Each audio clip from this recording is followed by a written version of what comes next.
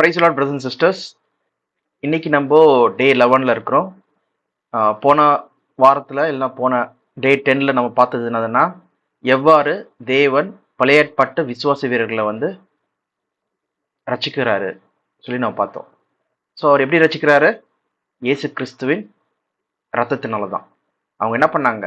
பலிகள் காணிக்கைகள் செலுத்தும் போது அது யாருக்கு அடையாளமாக இருந்தது சொல்லி பார்த்தீங்கன்னா, இயேசு கிறிஸ்துவுக்கு அடையாளமாக இருந்தது சொல்லி பார்க்குறோம். அதே நேரத்தில் அவர்களுக்கு கொடுக்கப்பட்ட வாக்குத்தத்தம் என்ன? அவங்களுக்கு கொடுக்கப்பட்ட வாக்குத்தத்தம் பூமியை சுதந்திரித்துக் கொள்வார்கள். எங்க இருந்து? எகிப்திலிருந்து எது வரைக்கும்? அவங்க இது யூப்ரட்டிஸ் நதி வரைக்கும் சொல்லி பார்த்தோம். ஓகேவா? அதுதான் அவங்களுடைய தேவன் கொடுக்க வாக்குத்தத்தம் பண்ணப்பட்ட லேண்டா இருந்து சொல்லி பார்க்குறோம்.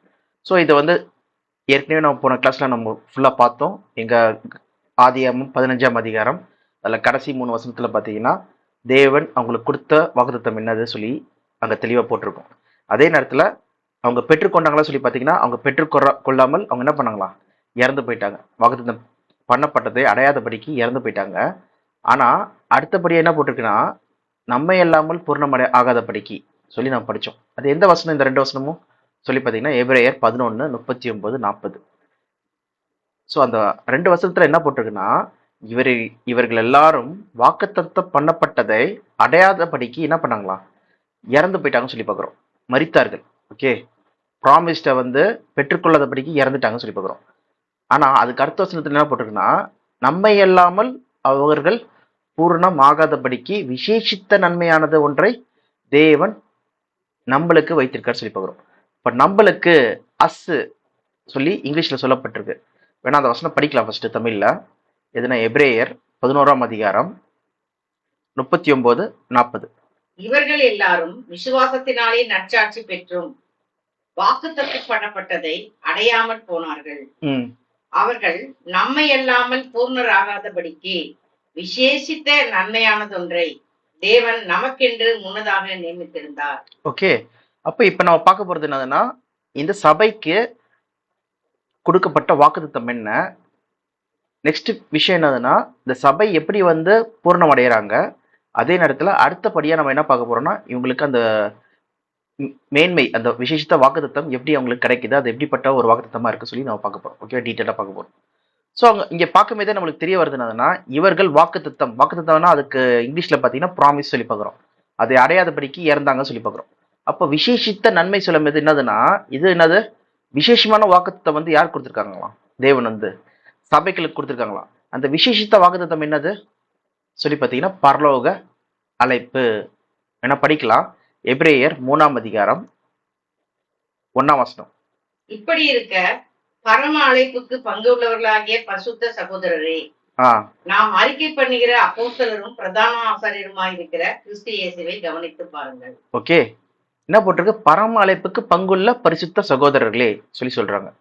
ஸோ ஏன் பரலோக அழைப்பு சொல்லி பார்த்தோம்னா, இவங்க ஞானஸ்தானத்தை போய் என்ன பண்றாங்க? இந்த சரீரத்தை ஜீவ பலியை ஒப்பு கொடுத்து, இனி நான் உலகத்துக்கு படி வாழாதபடிக்கு கிறிஸ்துவுக்காக வாழ்ற சொல்லி ஞானஸ்தானம் எடுக்கிறாங்க. இது நம்ம ஃபர்ஸ்ட் இயேசு கிறிஸ்துவோடைய அந்த ஞானஸ்தானத்தின் பாட்டில் நம்ம பார்க்கலாம். வேணா படிக்கலாம். மத்தேயு இல்ல மார்க்கு 8ஆம் அதிகாரத்தில் பார்க்கலாம். 8:35.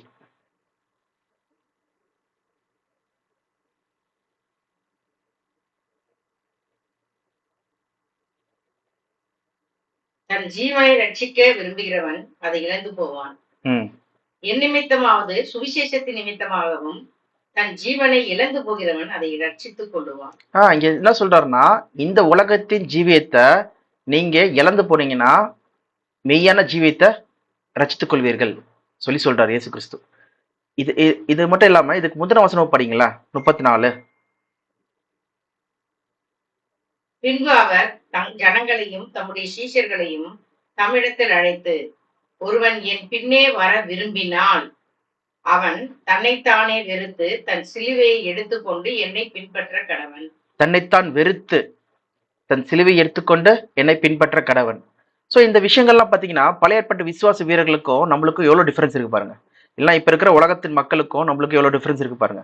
என்னதுன்னா உலகத்துல இருந்து தேவன் என்ன பண்றாரு, சபை அவரை பின்பற்றுகிற மக்கள் என்ன பின்பற்றுகிற மக்களை வந்து என்ன பண்றாருன்னா பிரித்து எடுக்கிறார். ஓகே, செட் அப்பார்ட், அவங்கள பிரிச்சு என்ன பண்றாராம், தன்னைத்தான் வெறுத்து தன் சிலுவை எடுத்துக்கொண்டு பின்பற்ற கடவர். ஓகே, தன்னைத்தான் வெறுக்கிறதுனா என்னது, இந்த உலகத்தின்படி இந்த உலகத்தின் சிந்தையின்படி வாழாதபடிக்கு நம்மளை என்ன பண்றாரு, உலகத்திலேருந்து பிரிச்சு எடுக்கிறாரு சொல்லி பார்க்குறோம். தன் ஜீவனை ரச்சித்துக் கொள்கிறதுனா என்னது, நாளைக்கு என்ன எனக்கு கிடைக்கும், நாளைக்கு என்ன பண்ணுவேன் சொல்ற அந்த நோக்கத்தோடு வாழ்ற மக்களா இல்லாதபடிக்கு நான் முழுவதும் என்ன பண்றேன், என்னையே என்னோட வாழ்க்கையே எப்படி இயேசு கிறிஸ்து வந்து ஞானஸ்தானுக்கு பிறகு பிதாவின் சித்தம் செய்யறதுக்கு தான் என்ன பண்றாரு, தன் வாழ்க்கையை முழுவதுமா ஒப்பு கொடுத்தாரோ, அதுக்கு தான் வந்து முழுவதுமா போனாரோ, அதே போல நம்மள என்ன பண்ணுமா, சுவிசேஷ நிமித்தமாகவும் சுவிசேஷ நிமித்தமாகவும் என்ன பண்றாங்க, தன் ஜீவனை இழக்கிறவன் அதை ரசித்துக் கொள்வான்னு சொல்றது தான் இங்க சொல்ற முக்கியமான கான்செப்டே. அப்போ சபை இவங்களுக்கு அழைப்பு பார்த்தீங்கன்னா பரலோக அழைப்பு. ஆனா அவங்க எதுக்காக பரலோகத்துக்கு அவங்களுக்கு அழைப்பு இருக்குன்னு சொல்லி பார்த்தோம்னா, பேசிக்கா என்னதுன்னா இவங்க இந்த பூமிக்குரிய மக்கள் கிடையாது சொல்லி பார்க்குறோம். ஓகேவா, இவங்க தன்னை ஞானஸ்தானத்தப்ப என்ன பண்றாங்க, மரணத்துக்கு ஒப்பு கொடுத்து அவங்க இயேசு கிறிஸ்துக்குள் ஆவிக்குரிய மக்களா என்ன பண்றாங்க, ஜென்விக்கப்படுறாங்க, புதுப்பிக்கப்படுறாங்க, புதிய மனுஷன் உருவாக்கப்படுறாங்க சொல்லி பார்க்குறோம். அதுதான் இங்க பார்க்குற முக்கியமான பாயிண்ட். ஓகேவா, அப்போ தன்னைத்தான் வெறுத்து என்ன பண்றாங்க, இந்த பூமிக்குரிய காரியங்கள் எல்லாத்தையும், இந்த ஜீவனுக்கு ஏற்ற காரியங்கள் எல்லாத்தையும் ஸ்டாப் பண்ணிட்டு அவங்க என்ன பண்றாங்க, அந்த புதிய ஜீவன் வர்றதுக்காக இயேசு கிறிஸ்துவுக்காகவும் சுவிசேஷத்துக்காகவும் என்ன பண்றாங்க, தன்னை வந்து ஜீவபலியா ஒப்பு கொடுக்குறாங்கன்னு சொல்லி பார்க்குறோம். ஓகே, இதுதான் நம்ம வந்து ரோமர் 12ஆம் அதிகாரத்திலே படிக்கிறோம். படிங்க, ரோமர் 12 அதுல 1-2 படிங்க. அப்படி இருக்க சகோதரரே, நீங்கள் உங்கள் சரீரங்களை பரிசுத்தமும் தேவனுக்கு பிரியமுமான ஜீவ பலியாக ஒப்பு கொடுக்க வேண்டும் என்று தேவனுடைய இரக்கங்களை முன்னிட்டு உங்களை வேண்டிக் கொள்கிறேன். என்ன சொல்றாரு, உங்க சரீரங்களை தேவனுக்கு ஜீவபலியாக, எப்படி இயேசு கிறிஸ்து கொடுத்தாரோ அதே போல தேவனுக்கு ஜீவபலியாக, எப்படி அப்போஸ்தலர் கொடுத்தாங்களோ அதே போல தேவனுக்கு ஜீவபலியாக ஒப்பு கொடுக்கணும்னு சொல்லி சொல்றாரு. ஓகே, அது மட்டும் இல்லாம அதுக்கு அர்த்த வசனம் படிங்க, 2ஆம் வசனம். இதுவே நீங்கள் செய்யத்தக்க புத்தியுள்ள ஆராதனை. நீங்கள் இந்த பிரபஞ்சத்திற்கு ஒத்த வேஷம் தெரியாமல் தேவனுடைய நன்மையும் பிரியமும் பரிபூர்ணமுமான சித்தம் இன்னதென்று பகுத்தறியத்தக்கதாக உங்கள் மனம் புதிதாகிறதுனாலே மறுரூபம் ஆகுங்கள். ஓகே, உலகத்துக்கு ஒத்த வேஷம் தெரியாமல் உங்கள் மனம் புதிதாகணும். ஓகே, உங்களுடைய மைண்டு எல்லாமே இந்த பழைய மனுஷன் இல்லாதபடிக்கு ஒரு புதிய மனுஷனா நம்ம மாறணும் சொல்றது தான் வந்து இங்க சொல்லப்படுற முக்கியமான காரியமா இருக்கு. ஸோ அப்ப பரம அழைப்புக்கு பங்குள்ள மக்களா இருக்காங்க. அப்ப இயேசு கிறிஸ்து வந்து என்ன பண்ணாரு, தன் பூமிக்குரிய ஜீவியத்தை என்ன பண்றாரு, ஞானஸ்தானத்தப்ப ஒப்பு கொடுத்துட்டு பிதாவின் சித்தம் செய்யறதுக்காக வந்து முழுக்க முழுக்க வாழ்ந்தாரு. அவர் என்ன பண்றாரு, ஒரு பாயிண்ட் ஆஃப் டைம்ல நான் பிதாவின் இடத்துல நான் போறேன் சொல்லிட்டே இருக்காரு சொல்லி பார்க்குறோம். அது எங்க சொல்றாருன்னா யோவான் 14ஆம் அதிகாரத்துல நான் போறேன் சொல்றாரு. அதே மாதிரி அவர் போறேன் சொல்லும் போது என்ன சொல்றாரு, நான் வந்து உங்களை வந்து கூட்டு போறேன் நான் இருக்கிறதுக்கு சொல்றாரு. ஏன்னா படிக்கலாம், யோவான் 14ஆம் அதிகாரம் அதுல முதல் 2 வசனம் படிங்க. உங்கள் இருதயம் கலங்காதிருப்பதாக. தேவனிடத்தில் விசுவாசமாயிருங்கள், என்னிடத்திலும் விசுவாசமாயிருங்கள். என் பிதாவின் வீட்டில் அநேக வாசஸ்தலங்கள் உண்டு. அப்படி இல்லாதிருந்தால் நான் உங்களுக்கு சொல்லி இருப்பேன். ஒரு ஸ்தலத்தை உங்களுக்காக ஆயத்தம் பண்ண போறேன். நான் போய் உங்களுக்காக ஸ்தலத்தை ஆயத்தம் பண்ணின பின்பு நான் இருக்கிற இடத்திலே நீங்களும் இருக்கும்படி நான் மறுபடியும் வந்து உங்களை என்னிடத்தில் சேர்த்துக் கொள்வேன். ஓகே, மறுபடியும் வந்து என்னிடத்தில் சேர்த்துக் கொள்வேன். அதனாலதான் இது வந்து என்னதுன்னா பரலோக அழைப்பு. ஓகே, அவங்க என்ன பண்ணாங்களா, தன் ஜீவியத்தை இந்த உலகத்தின் ஜீவியத்தை ஒப்பு கொடுத்துட்டு வேணாம் நான் கிறிஸ்துக்காக வாழ போறேன் சொல்லிட்டு, எப்படி இயேசு கிறிஸ்து வந்து எஜமானாகிய இயேசு கிறிஸ்து வந்து இந்த உலகத்தார் அல்லாதது போல வாழ்ந்தாரோ அதே போல இவங்களை என்ன பண்றாங்களா, இந்த உலகத்தார் அல்லாதது போல வாழ்ற மக்களா இருக்காங்க. அதனால இயேசு கிறிஸ்து என்ன சொல்றாரு, நான் உங்களை என்ன பண்றேன், வந்து நான் இருக்கிற இடத்துல உங்களை கொண்டு போய் வச்சுக்கிறேன், நீ என் கூடயே எப்பயுமே இருங்க சொல்லி இயேசு கிறிஸ்து வந்து அந்த அழைப்பு கொடுக்குறாரு சொல்லி பார்க்குறோம். இது இன்னொன்று வசனத்தை கூட படிக்கலாம். எதுனா யோவான் 17ஆம் அதிகாரம். யோவான் 17 அதுல வந்து ஒரு வசனம் மட்டும் ஒரு நிமிஷம் எடுக்கிறேன்.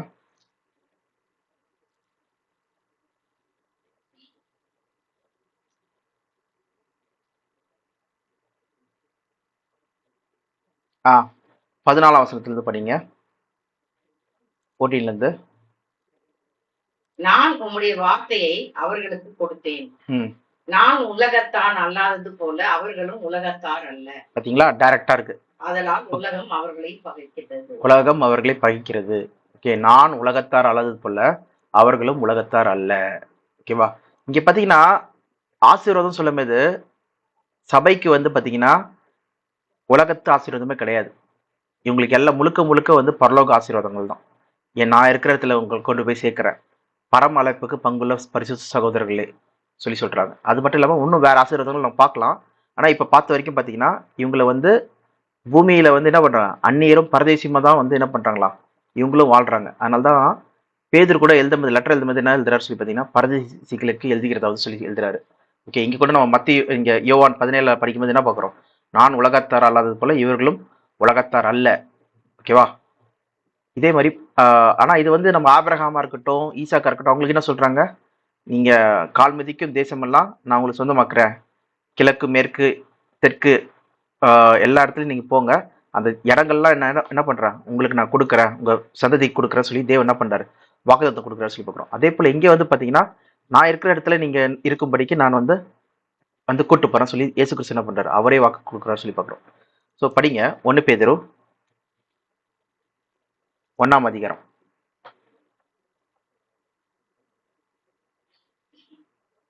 ஒன்னாம் வசனம்.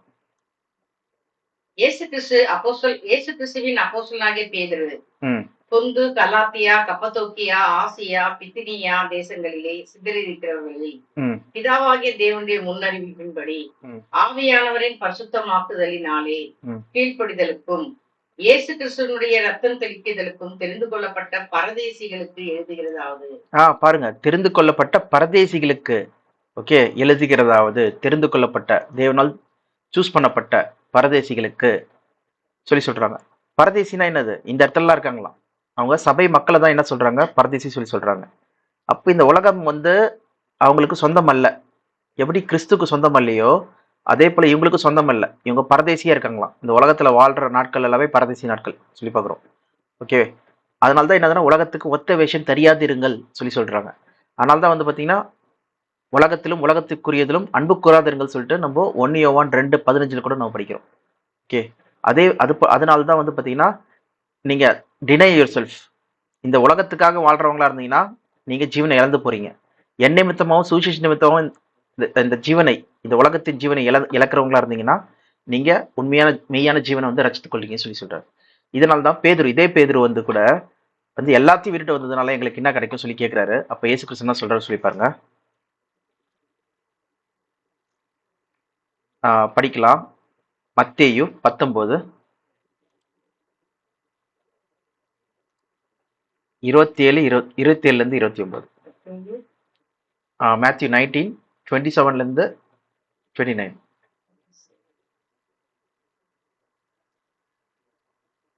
பேதுரு கேட்கிறாரு.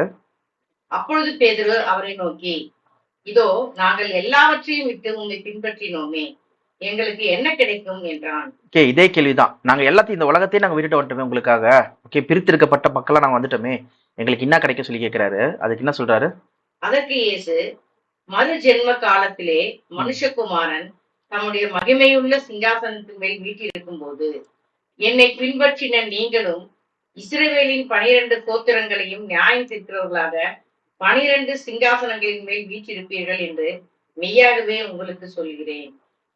என்ன சொல்றாரு, மறு ஜென்ம காலத்திலே, okay, when the time of the new world comes, புதிய உலகம் வரமேது, ஓகே, when the time, புதிய வானம் புதிய பூமி, ஓகே, தேவன் ராஜ்யம் வரமேது, நீங்க என்ன பண்ணுவீங்களா, 12 சிங்காசனத்துல உட்காந்துருப்பீங்க. ஓகேவா, எல்லாரும் நியாயத்திருக்கிற மக்களா இருப்பீங்க சொல்லி சொல்றாரு. அதுக்கப்புறம் நெக்ஸ்ட் வசனம் படிங்க 29. என் நாமத்து நிமித்தம் வீட்டையாவது சகோதரனையாவது சகோதரிகளையாவது தகப்பனையாவது தாயையாவது மனைவியாவது பிள்ளைகளையாவது நிலங்களையாவது விற்றவன் எவனோ அவன் நூறத்தனையாய் அடைந்து நித்திய ஜீவனையும் சுதந்திரத்துக் கொள்ளுவான்.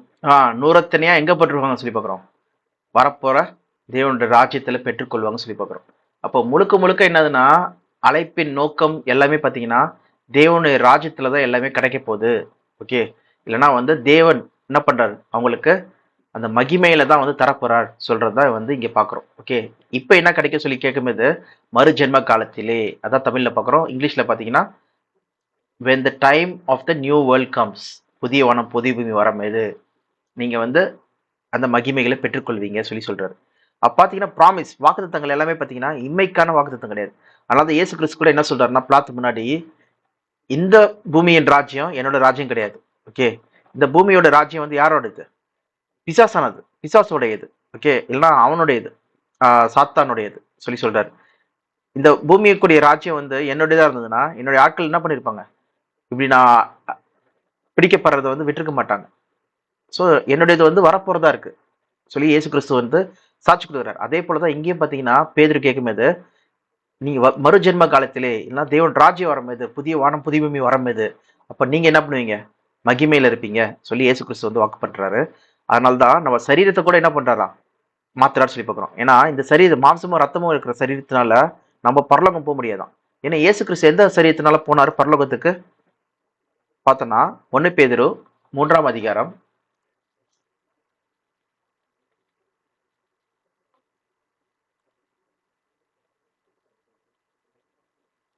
18ஆம் வசனம் படிங்க. ஏனென்றால் கிறிஸ்துவும் நம்மை தேவனிடத்தில் சேர்க்கும்படி அநீதி உள்ளவர்களுக்கு பதிலாக நீதி உள்ளவராய் பாவங்களின் நிமித்தம் ஒரு தரம் பாடுபட்டார். அவர் மாம்சத்திலே கொலையுண்டு ஆவியிலே உயிர்ப்பிக்கப்பட்டார். என்ன போட்டிருக்கு? அவர் மாம்சத்திலே கொலையுண்டு ஆவியிலே உயிர்ப்பிக்கப்பட்டார். he was put to death in the body and made alive in the spirit சொல்லி பார்க்கிறோம். அப்போ மரிச்சது வந்து பாத்தீங்கன்னா சரீரத்துல மரிச்சாரு. ஆனா உயிர்த்தெழும்போது எதுல உயிர்த்தெழுந்தாராம்? ஆவியில உயிர்த்தெழுந்தாராம், ஆவிக்குரிய சரீரத்துல. அதனாலதான் அவரால் என்ன பண்ண முடிஞ்சது? பூட்டி இருந்த கதவுக்குள்ள என்ன பண்ண முடிஞ்சது? அவரால் நுழைய முடிஞ்சது. ஆனால் என்ன பண்றாரு? அந்த ஆவிக்குரிய இருக்கிற மனுஷர்கள் என்ன பண்ண முடியும்? இயேசு கிறிஸ்து என்ன பண்ண முடியும் சொல்லி பாத்தீங்கன்னா கையை அப்படி காமிச்சு அவருடைய அடிப்பட்ட காய தழும்புகளா இருக்கட்டும், இல்லைன்னா வந்து விழா எலும்பா இருக்கட்டும், அதை வந்து காமிக்கிறார். தோமா வந்து கேட்கும்போது தோமா கிட்ட வந்து காமிக்கிறார் சொல்லி பாக்குறோம். ஓகேவா? அப்படி என்னதுன்னா அந்த ஆவிக்குரிய சரீரத்துல இருக்கவங்களால டிரான்ஸ்ஃபார்ம் ஆக முடியும் சொல்லி பாக்குறோம். ஏன் இது எப்படி சொல்றீங்க சொல்லி பாத்தீங்கன்னா, ஏற்கனவே வந்து சோதோம் குமாரா அழிக்கப்படுறதுக்கு முன்னாடி ஆபிரகாம் கிட்ட வந்து 3 பேர் வருவாங்க சொல்லி பாக்குறோம். அதுல 3 பேருமே என்ன பண்ணுவாங்கன்னா ஆபிரகாம் கொடுக்கறத சாப்பிடுவாங்க சொல்லி பாக்குறோம். ஆனா அதை கீழே நீங்க படிச்சுட்டு வந்தீங்கன்னா அது யார் சொல்லி பாத்தீங்கன்னா கர்த்தருடைய தூதனானவர் சொல்லி பாக்குறோம். அவர் கூட இருக்கிற ஏஞ்சல்ஸ், தூதர்கள், அவங்களதான் வந்து என்ன பண்றாங்கன்னு சொல்லி பாத்தீங்கன்னா மாம்சீக சரீரத்துல வராங்க. வந்து ஆபிரகாம் கொடுக்குற சாப்பாடை சாப்பிட்டுட்டு அப்புறம் என்ன பண்றாங்க? சோதோம் குமாரை போயிட்டு 2 பேர் மட்டும் போய் அங்க லோத்து குடும்பத்தாரை என்ன பண்றாங்க? காப்பாத்துறதுக்காக போறாங்க சொல்லி பாக்குறோம் அந்த அழிவுக்கு முன்னாடி. சோ அந்த இன்சிடென்ட்ஸ்லாம் நீங்க வந்து அந்த நிகழ்வுகள்லாம் நீங்க என்ன பண்ணுங்க? ஆதியாகமத்துல நீங்க பார்க்கலாம். ஓகே, அது போய் பாருங்க. எப்படி வந்து ஆவிக்குரிய சரீரத்துல இருக்க மக்களால இல்ல தூதர்களால மாற்ற முடியும் சொல்லிட்டு, அவங்க சரீரத்தை மாற்ற முடியும் சொல்லிட்டு. ஏன்னா ஏற்கனவே நம்ம பாடத்துல நம்ம என்ன பார்த்தோம்னா தூதர்களா எப்படி இருக்காங்களாம்? காற்றுகளாகவும் நெருப்புகளாகவும் இருக்காங்க சொல்லி பார்க்குறோம். அதனாலதான் வந்து பாத்தீங்கன்னா அந்த கேஆசி வந்து அந்த அசிரிய படை வந்திருக்கும் போது என்ன பயப்படும் போது அங்க எலிஜா என்ன பண்றாரு? அவர் கண்கள் திறக்கப்பட்டு சொல்ல உடனே அங்க சுத்தி என்ன பண்றாங்க? அக்னி வயமான ரதங்கள் இருக்கிறத வந்து பாக்குறாங்கன்னு சொல்லி பாக்குறோம். ஓகே, கேஆசி பார்த்துட்டு ஓ நம்ம கூட தேவனோட படையே இருக்கா சொல்லி அவர் தைரியம் அடைகிறான்னு சொல்லி பாக்குறோம். ஸோ அந்த மாதிரிதான் வந்து பாத்தீங்கன்னா ஆவிக்குரிய சரீரத்துல இருக்காங்க. இப்ப நம்மளும் வந்து பரலோகம் போறோம்னா நம்ம மாம்சத்தோடு ரத்தத்தோடு போக முடியாது. ஏன்னா வசனமே என்ன சொல்லப்பட்டிருக்குன்னா 1 கொரிந்தியர்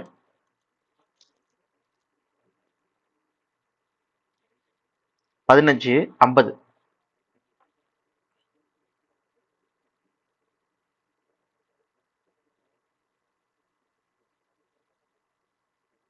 சகோதரரே, நான் சொல்லுகிறது என்னவெனில், மாம்சமும் ரத்தமும் தேவனுடைய ராஜ்யத்தை சுதந்திரிக்க மாட்டாது. அழிவுள்ளது அழியாமையை சுதந்திரிப்பதில்லை. பாருங்க, மாம்சமும் ரத்தமும் பரலோகத்துக்கு போக முடியாது. என்னதுன்னா அந்த சூட் தேவைப்படுது. ஓகே, ஸ்பேஸ் சூட் இருந்தா தான் நம்மளால வந்து என்ன பண்ண முடியும்? அது கொஞ்ச நாள் அந்த ஸ்பேஸ் ஸ்டேஷன்ல வந்து இருக்க முடியும். திருப்பியும் என்ன பண்ணணும்? எல்லாம் அந்த என்விரான்மெண்ட் உள்ள அந்த எப்படி பூமியோட ப்ரெஷர், ஏர் ப்ரெஷரா இருக்கட்டும், அதோட ஆக்சிஜனா இருக்கட்டும், எல்லாமே கரெக்டா இருந்து அந்த ப்ரெஷரோட வந்து அந்த ட்ரெஸ் இருந்தால் மட்டும்தான் அவங்க மேலே ஸ்பேஸில் வந்து போய் ட்ராவல் பண்ண முடியும். அது எல்லாத்தையும் அவுத்து போட்டு அவங்க வெறும் சரீரத்தில் நின்னாங்கன்னா என்ன ஆயிடுவாங்க? செகண்ட்ஸில் வந்து செத்து போயிடுவாங்க. ஒன்று ஃப்ரீஸ் ஆகி செத்து போயிடுவாங்க, இன்னொன்று வந்து உடம்பு வந்து என்ன பர்ஸ்ட் ஆகிடும். ஏன்னா எந்த வித ஏர் ப்ரெஷரும் இல்லை அங்கே. ஓகே, ஃபர்ஸ்ட் கோல்டு, பயங்கரமான கோல்டஸ்ட் டெம்பரேச்சர். ஏன்னா மேலே போனீங்கன்னா பயங்கர லோ டெம்பரேச்சர் சொல்லி பார்க்குறோம். ஓகேவா? அதனால செத்து போயிடுவாங்க. அதே நேரத்தில் இன்னொன்று சூரியன் பக்கம் இருந்தாங்கன்னா பார்த்தீங்கன்னா ஹை டெம்பரேச்சரில் அந்த ரேடியேஷனால செத்து போயிடுவாங்க. அப்படி இல்லைன்னா இன்னொன்று விஷயம் என்னதுன்னா அந்த ஏர் ப்ரெஷர், ஓகே, வேக்யூம், அதனால என்ன ஆயிடுறாங்கன்னா செத்து போயிடுவாங்க. அதனால இந்த சரீரம் வந்து இந்த பூமிக்காக ஏற்படுத்தப்பட்ட சரீரமா இருக்கு. அதனால மாம்சம் மரத்தும் மேலே போக முடியாது. ஓகேவா? அதனால காட் என்ன பண்றாரா, நம்ம சரீரத்தையே மாத்துறாராம். அவர் அதான் நம்ம பார்க்குறோம். இயேசு கிறிஸ்து என்ன சொல்றாருன்னா நம்ம சரீரத்தை சேஞ்ச் பண்றாராம். ஓகே, இந்த மாம்சீக சரீரத்தை வந்து ஆவிக்குரிய சரீரம் மாத்துறாராம். அது நம்ம இங்க 51லயே நம்ம இங்க 1 கொரிந்தியர் 15ஆம் அதிகாரம் இங்க 51 52லயே நம்ம படிக்கலாம். படிங்க அத. இதோ ஒரு ரகசியத்தை உங்களுக்கு அறிவிக்கிறேன். நாம் எல்லாரும் நித்திரை அடைவதில்லை. ஆகிலும் கடைசி எக்காலம் துவைக்கும் போது ஒரு நிமிஷத்திலே ஒரு இமைப்பொழுதிலே நாம் எல்லாரும் மறுரூபமாக்கப்படுவோம். எக்காலம் துணிக்கும். அப்பொழுது மரித்தோர் அழிவில்லாதவர்களாய் எழுந்திருப்பார்கள். நாமும் மறுரூபமாக்கப்படுவோம். ஓகே, இப்ப இயேசு கிறிஸ்துவ விசுவாசிக்கிற நம்போ, அவருக்காக சுவிசேஷம் நம்ம இருதயத்துல விசுவாசிக்கிறோம், வாயினால் அறிக்கை பண்ற நம்போ, ஓகே, சாட்சி அறிவிக்கிற நம்போ என்ன பண்ண போடுறோமா, ஏற்ற வேலையில இயேசு கிறிஸ்துவோட 2ஆம் வருகையில, அங்க 2ஆம் வருகை ஏன் சொல்ற சொல்லி பாத்தீங்கன்னா இங்க என்ன போட்டிருக்கு, கடைசி எக்காலம் தொலிக்கும் இது. ஓகே, த லாஸ்ட் ட்ரம்பட் சொல்லி பாக்குறோம். தொலிக்கும் இது மரித்தோர் அழிவில்லாத மக்களை எந்திப்பாங்களாம், உயிரோடு இருக்கனாவும் மறுரூபமாக்கப்படும். வி வில் பி சேஞ்ச் சொல்லி பாக்குறோம். இது நம்ம இதே வசனத்தை நம்ம எங்க படிக்கலாம் சொல்லி பாத்தீங்கன்னா 1 தெசலோனியர் 4ஆம் அதிகாரம் 16. இது ஏற்கனவே போன வாட்டி பார்த்தோம், திரும்பி ஒரு ரீகேப் மட்டும் பண்றோம். இதை 4ஆம் அதிகாரம் 16ஆம் வசனத்திலிருந்து. ஏனெனில் கர்த்தர் தாமே ஆரவாரத்தோடும் பிரதான தூதனுடைய சத்தத்தோடும் தேவ எக்காலத்தோடும் வானத்திலிருந்து இறங்கி வருவார். அப்பொழுது கிறிஸ்துவுக்குள் மரித்தவர்கள் முதலாவது எழுந்திருப்பார்கள். பின்பு உயிரோடு இருக்கும் நாமும் கர்த்தருக்கு எதிர்கொண்டு போக மேகங்கள் மேல் அவருடைய கூட ஆகாயத்தில் எடுத்துக்கொள்ளப்பட்டு இவ்விதமாய் எப்பொழுதும் கர்த்தருடனே கூட இருப்போம். இவ்விதமாய் எப்பொழுதும் கர்த்தருடனே கூட இருப்போம். இயேசு கிறிஸ்து என்ன சொன்னாரு, எப்பொழுதும் நான் என் கூட இருங்க சொல்லி சொன்னாரோ அந்த வார்த்தையின்படி நம்மள என்ன பண்றோம், எப்பொழுதும் கர்த்தருடனே கூட இருக்கிறோம் சொல்லி பார்க்கிறோம். இதுதான் சபைக்கான விசேஷித்த அழைப்பு, கிறிஸ்துவனுடனே கூட எப்பொழுதும் இருக்கிறதுக்கான அழைப்பு சொல்லி பார்க்கிறோம். ஓகேவா? இங்க என்ன போட்டிருக்குன்னா கர்த்தர் தாமே ஆரவாரத்தோடும் பிரதான பயங்கரமான சத்தத்தோடும் தூதனுடைய சத்தத்தோடும் தேவ எக்காலத்தோடு என்ன பண்றாராம், வருகிறார். Okay, the trumpet call of God ஓட கிரைஸ்ட் வராரா. கிறிஸ்துக்கள் மரித்தவர்கள் என்ன பண்றாங்களா, முதலாவது உயிர் செல்றாங்கன்னு சொல்லி பார்க்கிறோம். பின்பு உயிரோடு இருக்க நாமும் மறுரூபமாக்க போறோம். ஓகே, ஹூ ஆர் அலைவ், நம்ம என்ன பண்றோமா, அவர்களுடைய மறுரூபம் ஆக்கப்பட்டு அந்த மேகத்திலே 2 பேரும் சேர்ந்து என்ன பண்றோம், மரித்தவர்கள் எந்திரிச்சாங்க ஃபர்ஸ்ட், பின்பு உயிரோடு இருக்க நாமும் என்ன பண்றோம், சேர்ந்து கிறிஸ்துவனே கூட என்றென்றைக்கும் நம்ம இருக்கிறோம் சொல்லி பார்க்குறோம். ஸோ இதுதான் வந்து இந்த வசனங்கள்ல நம்ம வந்து படிக்கிறோம். ஓகே, இதுதான் சபையோட அழைப்பு.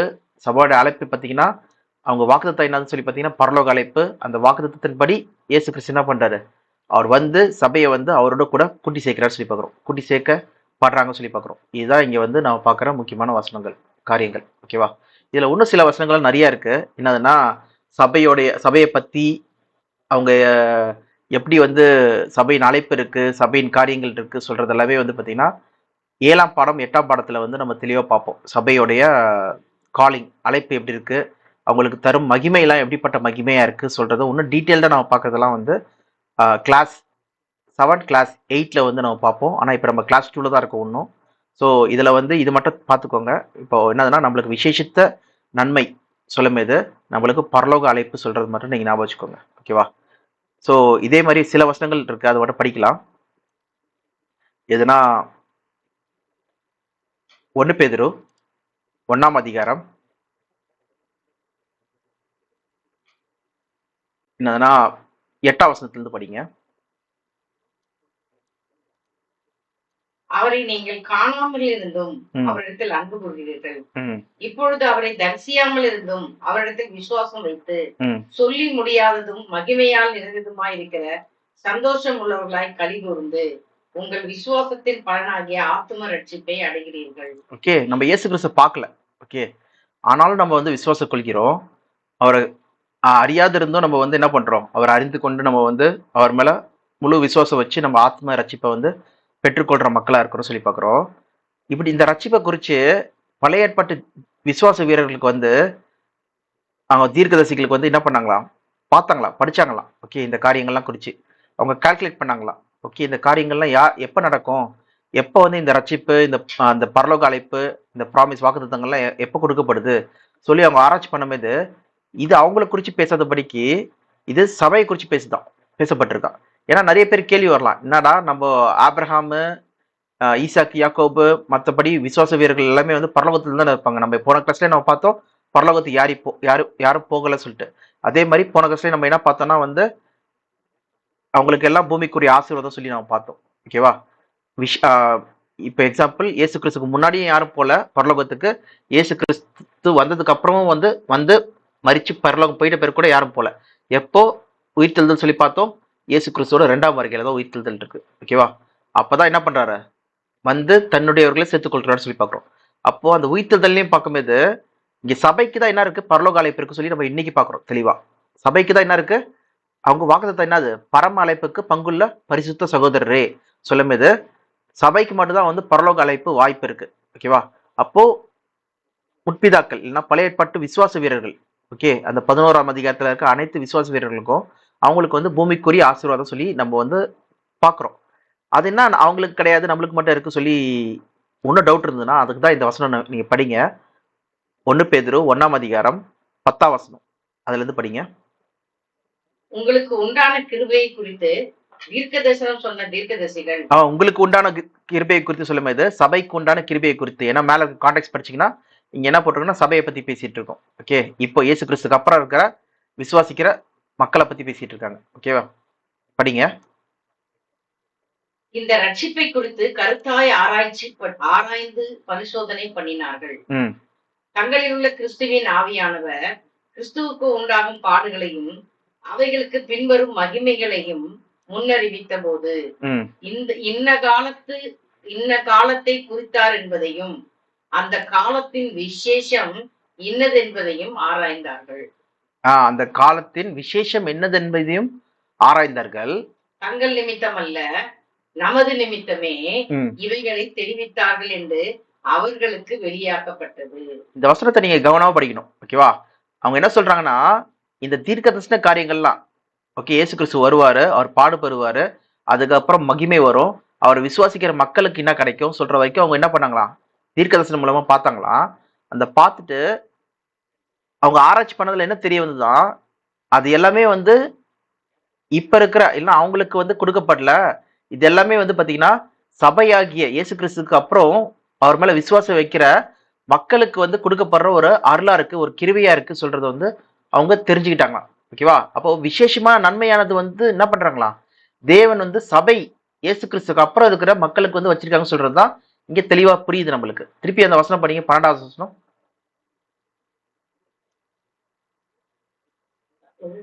அதான் 1 பேதுரு 1ஆம் அதிகாரம் 12 மட்டும் படிங்க. 12. தங்கள் நிமித்தம் அல்ல, நமது நிமித்தமே இவைகளை தெரிவித்தார்கள் என்று அவர்களுக்கு வெளியாக்கப்பட்டது. தங்கள் நிமித்தம் அல்ல, நமது நிமித்தமே, சபை நிமித்தமே சொல்லி அவங்களுக்கு வெளியாக்கப்பட்டது. புரிஞ்சுன்னு சொல்லி பாக்குறோம். பரலோகத்திலிருந்து அனுப்பப்பட்ட பரிசுத்த ஆவியினாலே உங்களுக்கு சுவிசேஷத்தை பிரசங்கித்தவர்களை கொண்டு இவைகள் இப்பொழுது உங்களுக்கு அறிவிக்கப்பட்டு வருகிறது. இதுதான் உங்களுக்கு வந்து இப்ப சுவிசேஷமா அறிவிக்கப்பட்டிருக்கு, இந்த ரட்சிப்பின் திட்டங்கள். ஓகே, இப்போ வந்து யாரெல்லாம் விசுவாசிக்கிறாங்களோ, இப்ப யாரெல்லாம் கிறிஸ்துவை ஏத்துக்கொண்டு அவங்க இருதயத்தில் விசுவாசிச்சு வாய்நாள் அவங்க விசுவாச கிரியை செய்யறாங்களோ அவங்களுக்கு என்ன இருக்கு, ரட்சிப்பு இருக்கு. எந்த ரட்சிப்புக்குள்ள போறாங்கன்னு சொல்லி பாத்தீங்கன்னா இந்த பரம அழைப்பின் ரட்சிப்புக்குள்ள போறாங்க, பரலோக அழைப்பின் அந்த ப்ராமிஸ் வாக்குத்தத்துக்குள்ள போறாங்க சொல்றதுதான் இங்க சொல்றது பாக்குறோம். இதை உத்து நோக்கி பார்க்க தேவ தூதர்களும் ஆசையா இருக்கிறாங்கன்னு சொல்லி பாக்குறோம். ஓகேவா? Even the angels long to look into these things சொல்லி பாக்குறோம். ஸோ அப்போ சபையின் அழைப்பு வந்து பாத்தீங்கன்னா மிகவும் விசேஷமான ஒன்று சொல்லி பார்க்கும்போது இவங்களுக்கு கொடுக்கப்பட்ட வாக்குத்தத்தம் அப்படிப்பட்ட ஒரு வாக்குத்தத்தம். ஓகே, அதனாலதான் இவங்களோட அழைப்பு வந்து விசேஷமா இருக்கு சொல்லி பாக்குறோம். ஓகே, இதே மாதிரி இன்னொரு வசனம் கூட படிக்கலாம்.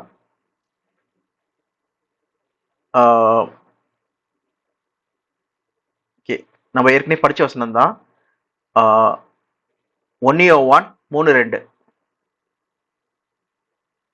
1 யோவான் 3:2. பிரியமானவர்களே, இப்பொழுது தேவனுடைய பிள்ளைகளாக இருக்கிறோம், இனி எவ்விதமாய் இருப்போம் என்று இன்னும் வெளிப்படவில்லை. ஆகிலும் அவர் வெளிப்படும் போது அவர் இருக்கிற வண்ணமாகவே நாம் அவரை தரிசிப்பதினால் அவருக்கு ஒப்பாயிருப்போம் என்று அறிந்திருக்கிறோம். ஆ அவர் வெளிப்படும்போது இயேசு கிறிஸ்து இரண்டாம் வருகையில வரும்போது, ஓகே, அவர் எப்படி இருக்கிறாரோ அதே மாதிரி தான் நம்மளும் என்ன பண்ணுவோமா இருப்போம் சொல்லி இங்க சொல்றாரு சொல்லி பார்க்குறோம். ஓகே, யார் சொல்றா? யோவான் சொல்றாரு.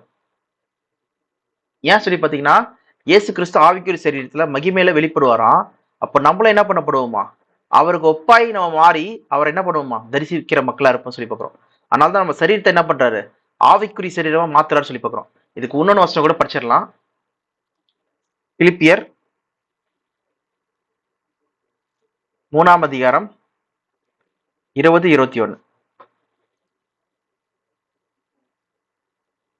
நம்முடைய குடியிருப்போ பரலோகத்தில் இருக்கிறது.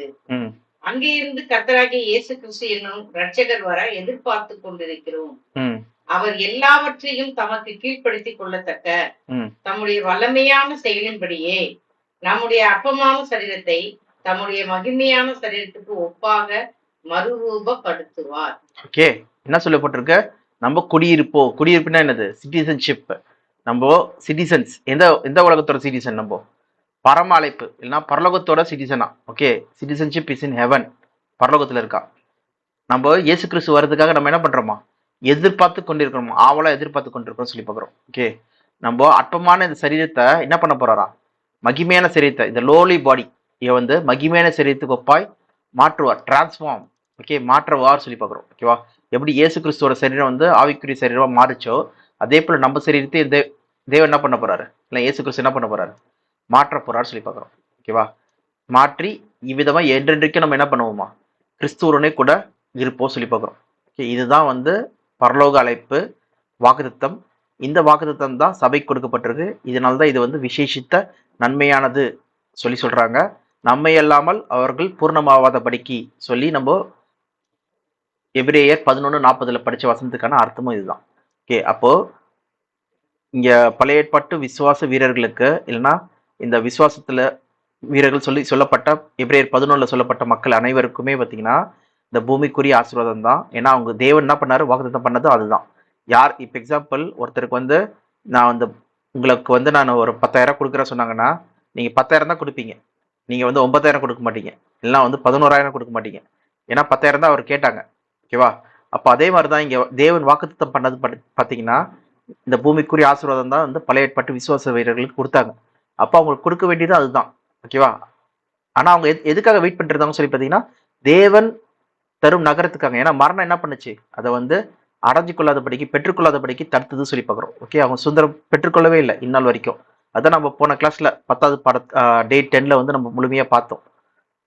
அதே போல இப்போ வந்து பாத்தீங்கன்னா சபைக்கு இப்போ கொடுக்கப்பட்ட சான்ஸ், இந்த வாய்ப்பு வந்து பாத்தீங்கன்னா இயேசு கிறிஸ்துவோட அந்த மரித்து உயிர்த்தெழுந்ததுல இருந்து அவர் வந்து பரமேறின 40வது நாள்ல அவர் 40வது நாள்ல பரமேறிட்டாரு. பெந்தைக்கோஸ்து நாள்ல சுவிசேஷம் வந்து உலகமெங்கும் அறிவிக்கப்படுறதுக்காக அந்த பரிசுத்தாவினால் அபிஷேகம் பெற்றாங்க சொல்லி பார்க்குறோம் அப்போஸ்தலர்கள். அப்பையிலிருந்து இயேசு கிறிஸ்துவோட 2ஆம் வருகை வரைக்கும் இருக்கிற சபையாகிய மக்களுக்கு மட்டும்தான் என்ன பண்ணப்பட்டிருக்கு? இந்த வாய்ப்பு வந்து கொடுக்கப்பட்டிருக்கு. எதுக்கு? சபையின் அழைப்புக்கு. இவங்களுக்கு என்னதுன்னா பரலோகத்துல இயேசு கிறிஸ்துவுடனே கூட வாழ்றதுக்கான வாய்ப்பும் கொடுக்கப்பட்டிருக்கு. இந்த வாய்ப்பை குறித்து பழைய ஏற்பாட்டு விசுவாச வீரர்கள் என்ன பண்ணாங்களாம்? அவங்க ஆராய்ச்சி பண்ணி பார்த்தாங்க. தீர்க்கதரிசிகள் ஆராய்ச்சி பண்ணி பார்த்தாங்க. அது அவர்களுக்காக கொடுக்கப்படலையா, அது யாருக்காக கொடுக்கப்பட்டிருக்கு? சபைக்காக கொடுக்கப்பட்டிருக்கு சொல்றத அறிந்து கொண்டார்கள் சொல்லி பார்க்குறோம். இது உற்று நோக்க தெய்வ தூதர்களும் என்ன பண்ணாங்களாம்? ஆசையா இருந்தார்கள் சொல்லி பார்க்குறோம். ஸோ இதுதான் வந்து நம்ம சபையின் அழைப்பு இல்லைன்னா சபைக்கு கொடுக்கப்படுற அந்த விசேஷமான நன்மை சொல்றத நம்ம வந்து தெரிஞ்சுக்கிறோம். இது உங்களுக்கு புரிஞ்சிருக்குன்னு நினைக்கிறேன். இதுல ஏதாவது கேள்விகள் இருந்ததுன்னா நீங்க கீழே கமெண்ட்ல எழுதுங்க. நம்ம அதுக்கான பதில் நாங்கள் தரோம். ஓகே, நன்றி.